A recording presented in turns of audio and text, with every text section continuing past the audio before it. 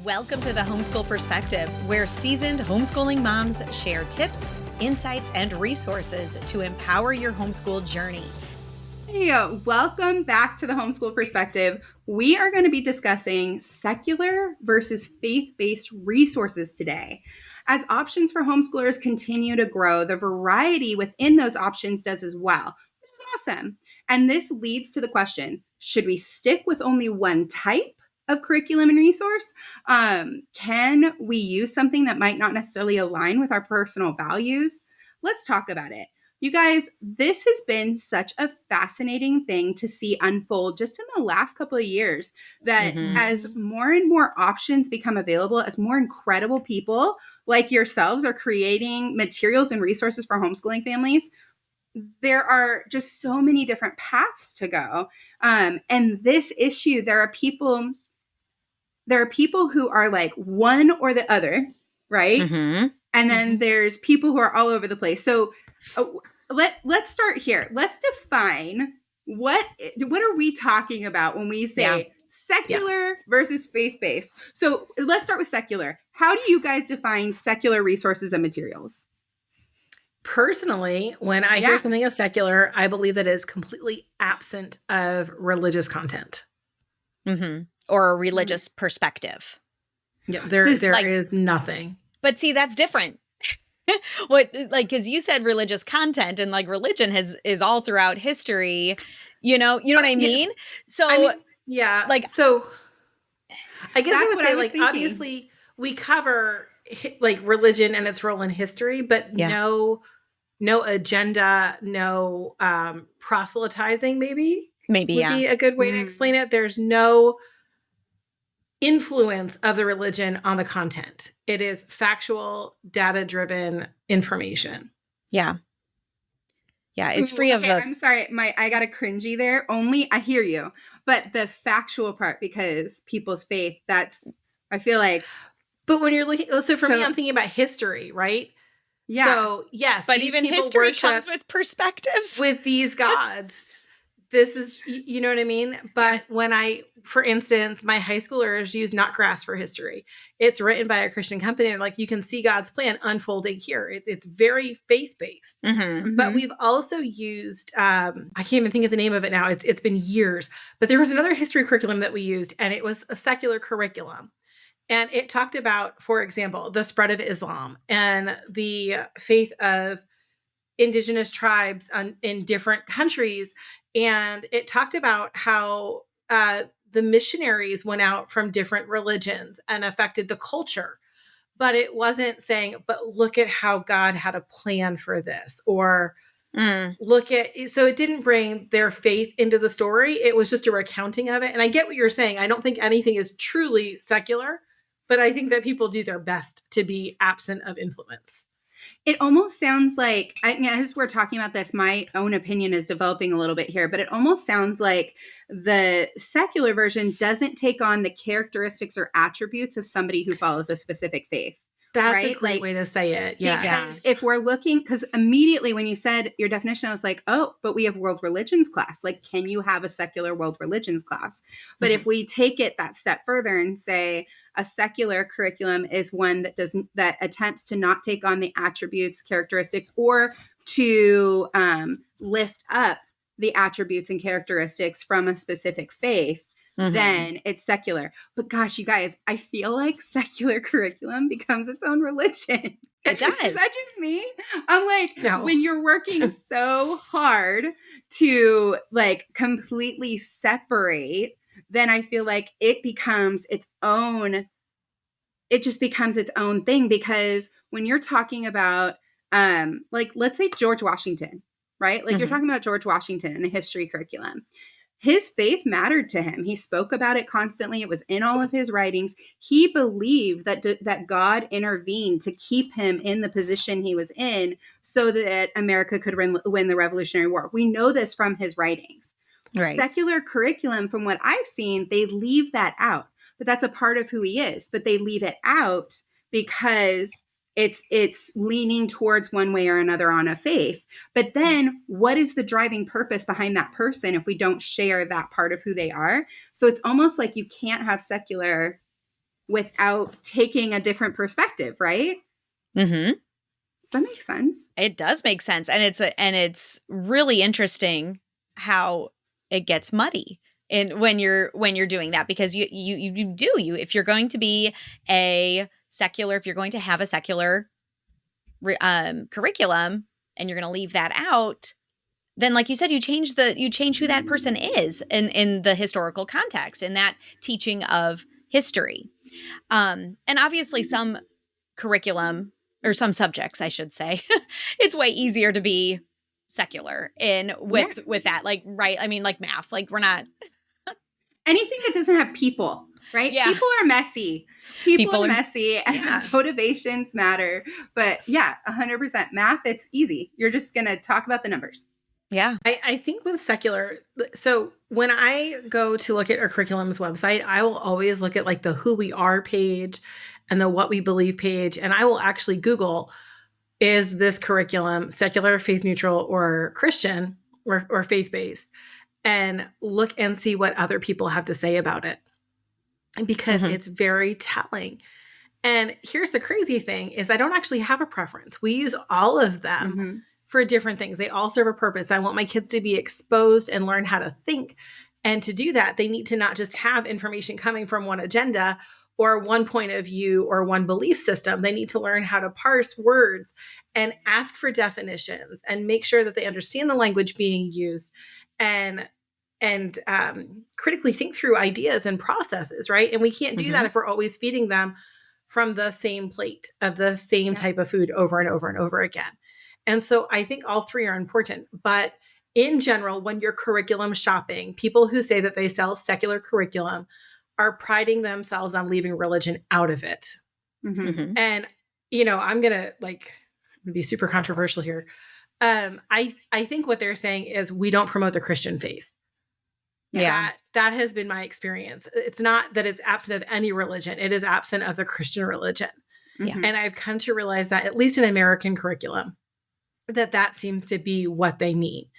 When something is faith neutral, it's a little more gentle in it. It doesn't promote any one religion, but it talks about it. So, for example, our curriculum is faith neutral.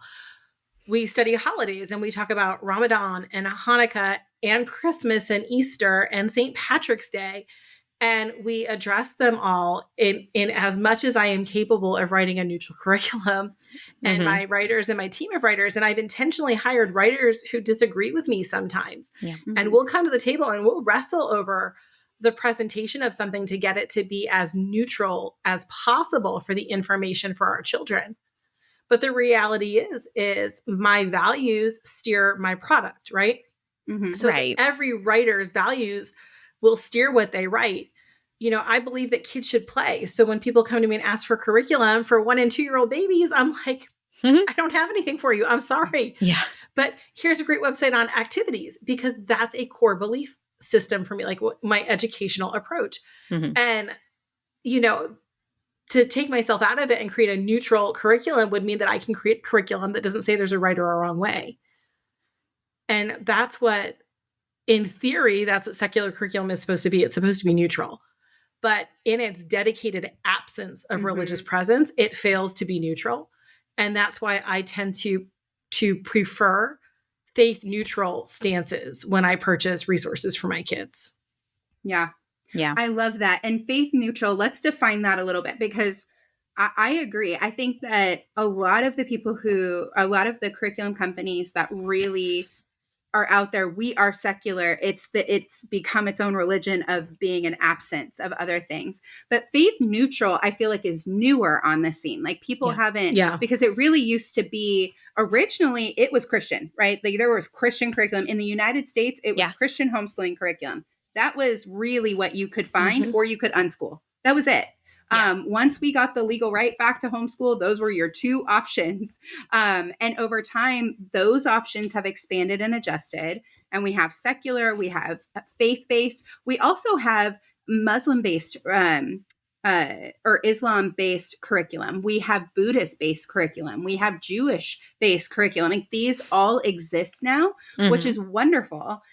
they're in that broadening of the homeschooling community, we've had this new style come in, faith neutral, and I'm seeing the words faith neutral more and more. Yeah. Right. So I love your definition. You're really your own values, your core values, because I'm thinking like attributes. So we have my husband's family comes from a Buddhist tradition, and like they prioritize it's family over self, right? Like so the if somebody coming from a Buddhist background is writing a faith neutral curriculum, you might see family like the family unit and serving your parents and serving the family unit above other things woven throughout, because it's a core value that's informed by their faith, but they're not saying Buddha says do this, right? Mm-hmm. So that's what we're talking about when we're saying faith neutral. Am I right in that? Yeah, there's and I'm not going to go into specifics here because I wanted to stay about our beliefs, but there is a debate going on in a Facebook group that I'm in, and it's fascinating. It's over this curriculum that is considered faith neutral. And it's not. When I read it, I was like, oh, clearly they're coming from this perspective, in my opinion. And other moms are going, okay, but it's as like neutral as you can get. And I was really intrigued by the conversation because they were like, nothing is really neutral. And there's this understanding now that 10 years ago we didn't have. 20 years ago, I don't even think it existed in the homeschooling communities. That people will try to do their best, but we all come with our own points of view. And there's an acceptance of it now that didn't exist. And I believe it allows us to have a much more honest conversation about the resources that we're using in our home and the place that we come from when we create those resources for the people in our communities that we share. And I love the added vocabulary. And I also love the freedom to, as you said, there's curriculum created from all different perspectives. We will use Jewish curriculum when we study Jewish holidays because I want to immerse my kids in it. Just like I'm not going to get a Christian book to teach them about Islam. Right. We're going to actually go and we're going to read writings by people who have the Muslim faith and they walk it out in their lives, and we're going to learn about it. When we studied Buddhism, we went and read books that quoted Buddha and talked about how Buddhist monks live. And we read writings from people who lived in cultures where they were going to the Buddhist temples, and we studied firsthand. And I love that is available to us. Right. And so I think that one thing we have to be careful of with these words is that they're used almost as boundary lines to gatekeep information or to protect our children from things that we think are wrong. But for me, they're like giant welcome signs that say, hey, come in and have this discussion from a different perspective. Come in and don't be afraid of something that's different or uncomfortable. Let's learn, let's talk. And maybe I don't do that with my 5 and 6 year olds, right? But by the time they're 8 or 9, we're really starting to develop that part of their brain, and we're bringing it in. And by the time they've graduated high school, we've submerged them in that. And so we lean towards faith neutral in the early years. And then we use both Christian and secular in the middle years. And then we dive deep into strong points of view material before they graduate. Yeah. I love that. I love that. I haven't gotten to the later years yet, Lisa. So we're still in those middle years.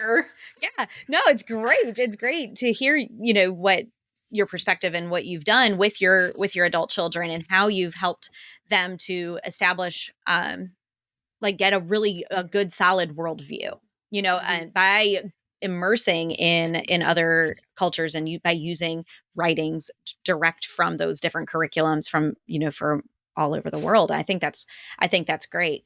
But I also, just in the middle years that I have so far, we're doing something similar. So we're along the same path and I've never thought about it until you said that, until you laid out your path. I'm like, hey, that's what I do. Up until this point, we have our secular curriculum, or we might have a faith-based curriculum, but we also pull from the other. So we have those multiple perspectives being represented in their education so that they're not just having that one side. A lot of it just comes naturally because if we're teaching one thing and they read about something in another, then it's like, then they have questions, and then we just Mm-hmm. field those questions and answer those questions and consider the different perspectives and different beliefs and things that are out there. But I don't know. I just love that. I love that how you take that on going into high school and writing that one down. I love it. You know, It's it good. came because I lost my faith. I had a Mm. crisis of belief in college Mm. when I started taking anthropology, sociology, world religions, comparative religion classes. Yeah. And I got so confused because I didn't know how to think outside of the box that I was raised in. Hmm. And it just felt like they were deconstructing it and I had nothing left. And I don't want my kids to be ill-equipped to think. And there Mhm. are times when my children and I disagree. And I'm like, okay, kudos. I love that you stood up to me on that one. Good for you. And we encourage it. And then I just say, well, you keep an open mind and also consider another perspective. Let's Yep. look for other people that disagree with both of us. Like, let's broaden the conversation. I think our first truly purchase like secular curriculum, if I'm remembering right, back, all the way back then, was Story of the World. And I remember thinking about how fantastic it was. It told such a great story. But then I found when my kids wanted to go deeper, we couldn't stay neutral. Like we couldn't. Because when you go deeper into the stories and the culture, so much of it is formed. I mean, wars are fought, settlements are made because of people's core convictions, right? Like you can't change the fact that the people that settled America came for religious freedom. Right. Right. Like you can't take that out of the equation, just like you can't take out of the equation what the people who were here when they showed up believed. Right. Yeah. And we often gloss over their whole belief system and talk about their lifestyle and the habits that they had and how different they were. And we say it in this way with like this crinkly nose and this judgy voice. But because we're trying to stay secular, we're trying to stay faith neutral, because it was so informed by the religion that they had. So the indigenous Americans that were here when the colonists came over, everything that they did was informed by their religious belief, by their faith. Yep. And so when we try to extract that from history, you get this kind of 1D, maybe 2D story, but not this rich 3D experience we want our kids to have. You completely dehumanize people. If you remove their motivations and their understanding of their core convictions and what they were passionate about and what they believed and what had them striving for what was next and what had them connecting to their families and what their communities felt like, you completely lose sight of their humanity and you miss everything. You miss all the lessons and the wisdom that comes from the generations before us. I think it does a huge disservice. But I want to go back to definitions here because I think there's a thought here. It seems like because there's an array, there's a range on each of these, right? Let's just say we're going to narrow it down and just say curriculum, Christian curriculum. Even within that, the actual teachings, the direction that you're going. It's a wide range. So each of these, you've got a spectrum on all three of these things. Yeah. And we're in a new world. Like homeschooling, we've gone from less than 1 million to 5 million in less than 5 years. Like it's amazing. But it's this constantly evolving and developing community. I mean, we've been seeing Rainbow Resource just started adding all the different circles to try to help people identify. And I love that. I love that they're helping people put a framework around these words. But I think because there's a spectrum, it really becomes important for us as parents to do the research and understand who the creators are and what their background is, so that we're not going in blind. It doesn't mean I am not going to touch their curriculum. It doesn't mean that I'm completely closed off to it. Maybe it does, but you're going to go and find out who they are, where they're coming from, because they might not even know how to identify what they've created. I feel like that's at the end of the day, they might be picking a word that means something totally different than it does to you. And then from there, once we know and we've got that background, then we can make a decision about what works for our family. But I think the next step of this is that we as parents have to have knowledge and conviction ourselves so that we can answer the hard questions, so that we can, when things are coming up, we're aware enough to know the implications of that and be able to have these discussions with our kids.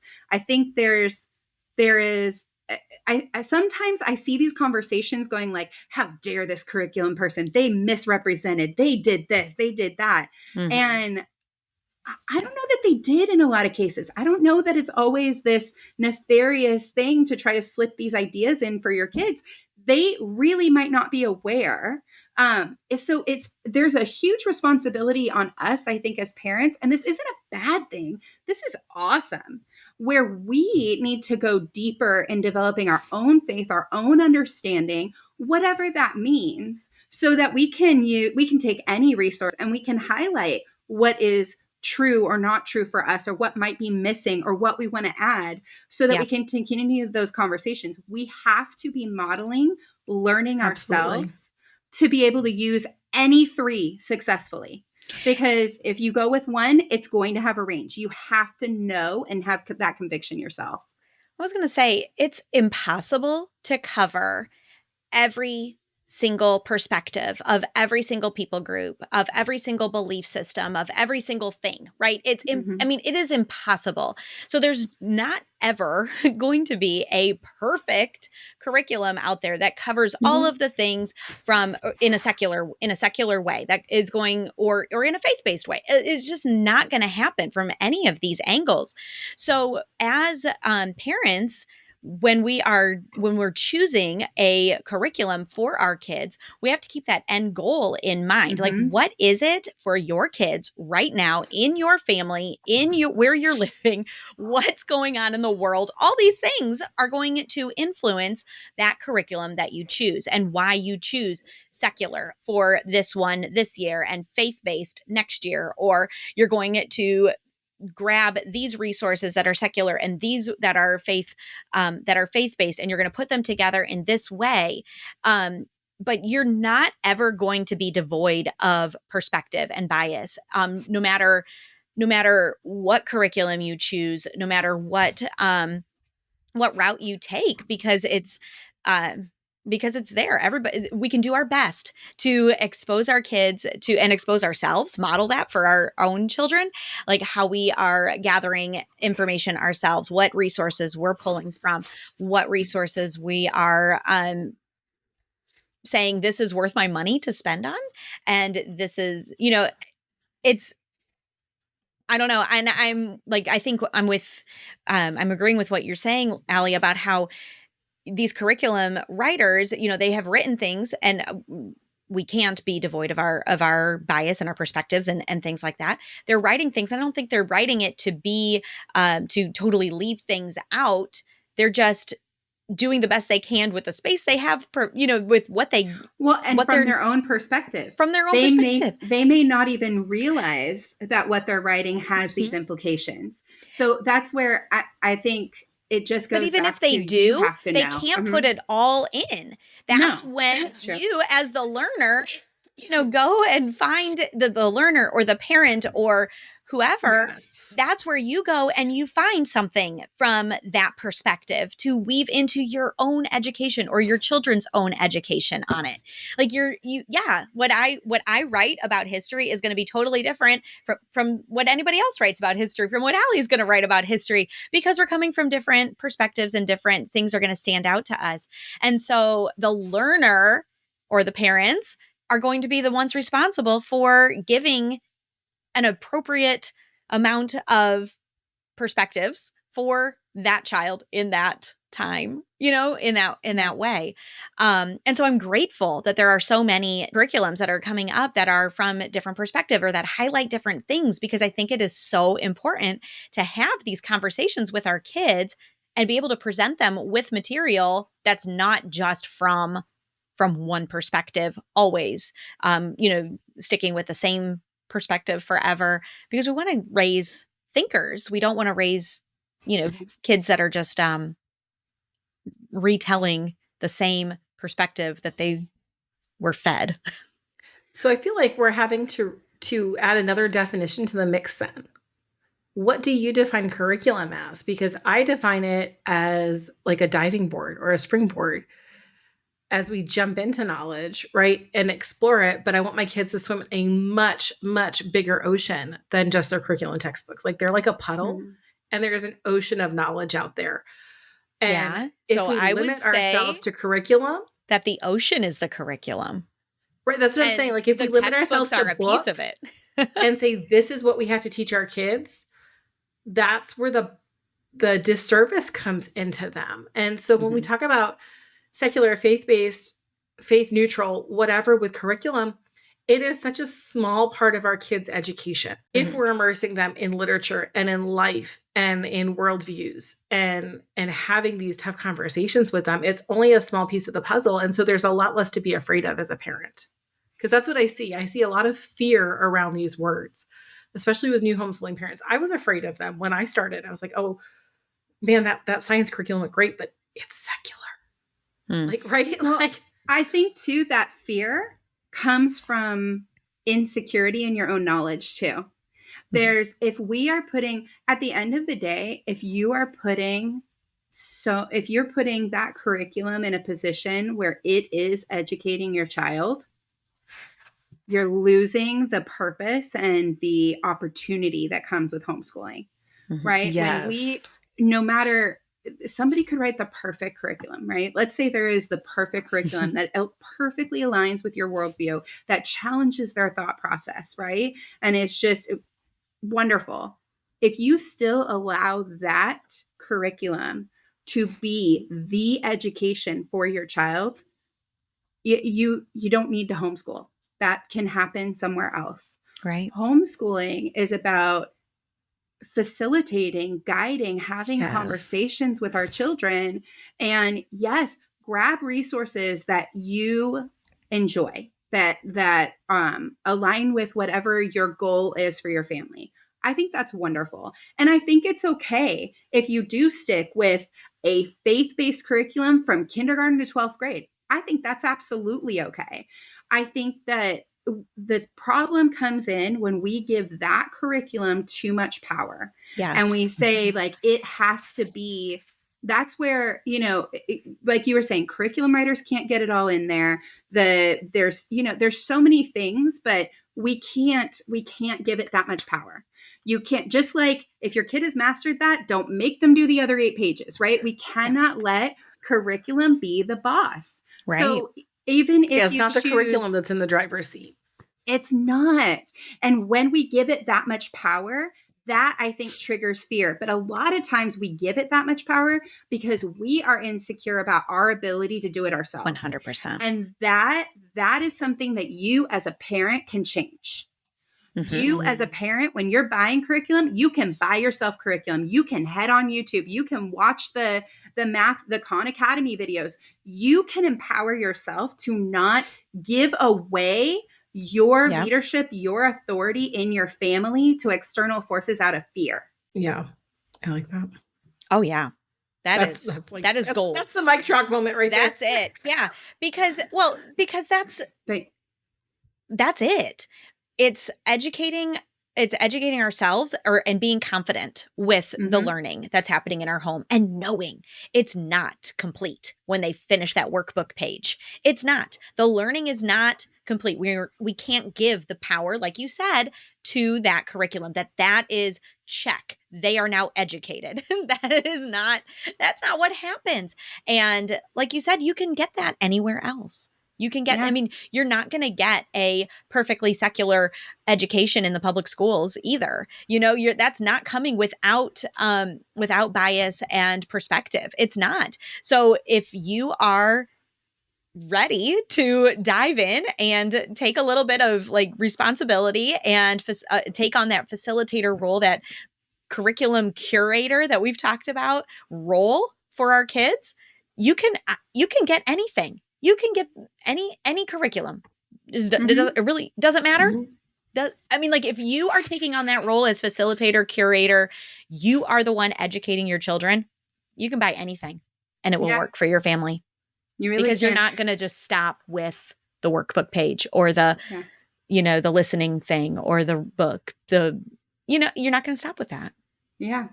Well, and I think there's probably somebody listening going, well, then what do I do? Yeah, You're that's telling true. me I have to do everything and I have to learn everything. And oh my goodness, overwhelmed, mind blown, can't You do this. have That's it. conversations and you Yes. read books Read and books. And listen when to you don't know audiobooks if the you're not answer, readers. Like, yes. like there's no Watch documentaries. I was going to say right. movies. There's great so movies. much. Yeah. We will sit down now and we'll have a family movie night and I will plan a good 30 to 40 minutes on the back end Yeah. for conversation. And I'll start with, ooh, I really liked this part. And someone will go, I didn't like that part. And I'm like, what about this quote? Right. And they're like, oh yeah, I didn't like that. And I'm like, I loved it. Why? What do you think? Who else said something like that? Where do you think that came from? Yeah. And we'll go into it. We have the best conversations on those. And that right there is where it becomes easy because the home part of homeschooling Mm-hmm. is comes first in the word, right? It is the priority. It comes first. And so And we're not not in the asking you to go building, out in the and relationship. yeah, we're not asking you to go out and find like 18,000 different curriculums that you're going to use by the time they graduate and touch each one to give them different perspectives. We're saying sample them. Yeah. Right? Like when we do Be a deep open. dive, we're not talking thousands of pages. We're talking 2 weeks where we focus on one thing with books from the library and audiobooks and different things like that. And then we move forward. Because Yeah. And if one of your kids has a, all of a sudden is like, whoa, Greek mythology? What? I need to do a deep dive on this. Well, then you let them go and do that deep dive on Greek mythology. And I've got one kid that can tell you, we watched the Disney movie Hercules, and he's like, this is wrong. This is wrong. This is wrong about it. This is wrong about it. And I'm like, every time. I'm like, listen, think about it from how, they had to make a children's movie about this. And he's like telling me, like Hera and Zeus were not in a loving relationship. It had to be a children's movie. And that's when you learn about Freytag's dramatic structure and how we create movies and stories. We can use this all as a jumping off point. And I think there's room for that. But some of my kids are not interested in Greek mythology right now. I mean, they might be later. I don't know. But it's more about giving them options, giving them the diving board to jump into the bigger pool, or to develop them as a lifelong learner. Like, that's cool if they're not interested and ready to go dive in right now about it, but they've learned a little bit, a touch about it. And later on down the road, they might be like, oh yeah, we did touch on Greek mythology. I'm curious about that. When my kids are going to call up their brother and they're going to, go on their own little deep dive about it. Yeah.